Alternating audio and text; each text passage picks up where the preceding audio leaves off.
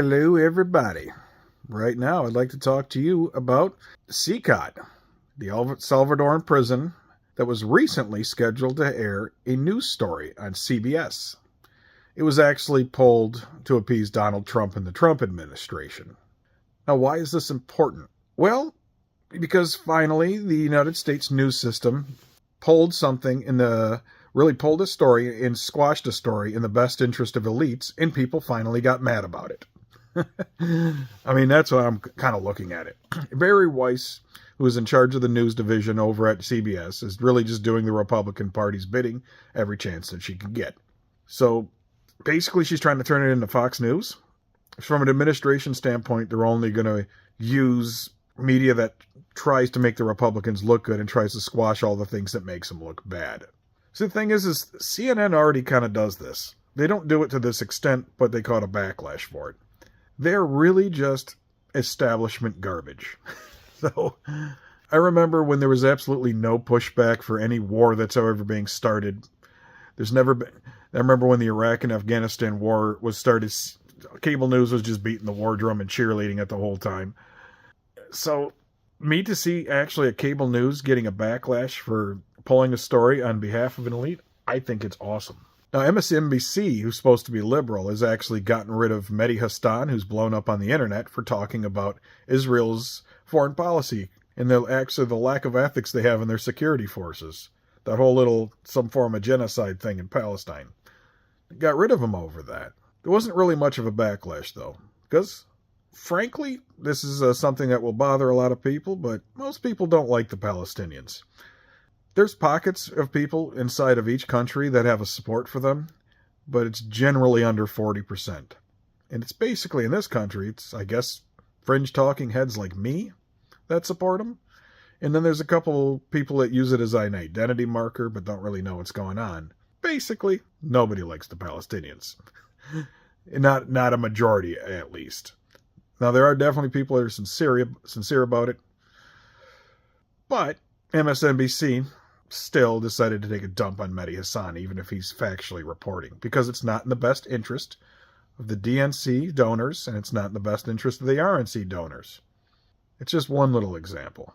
And that's in recent memory. So, here's the deal. The American corporate media machine pulls and censors stories and they do everything they can to protect the elites. They're going to do it tomorrow, they're going to do it next week. But now, they're just overtly doing it. They're overtly censoring.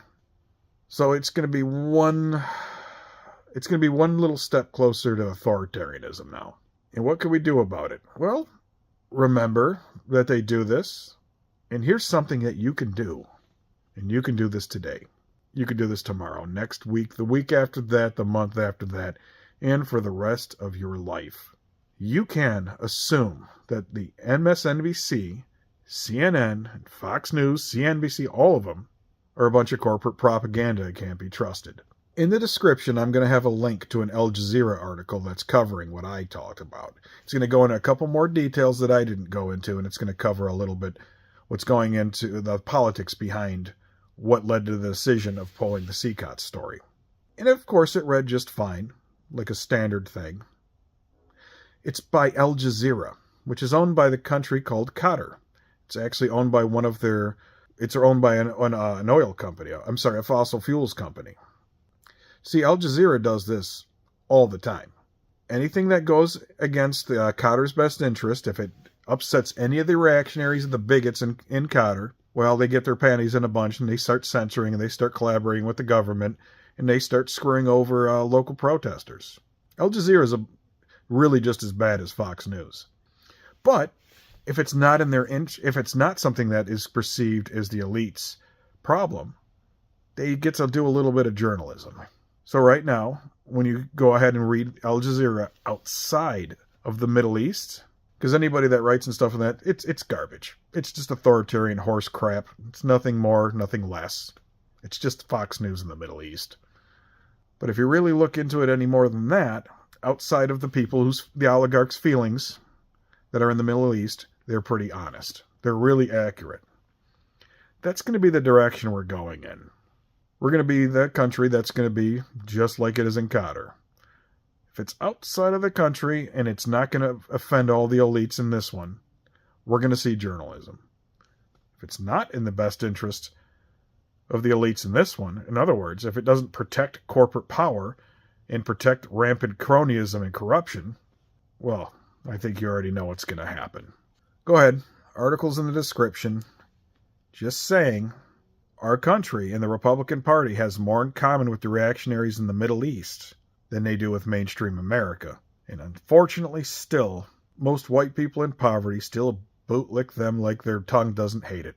Don't know how that's going to change anything.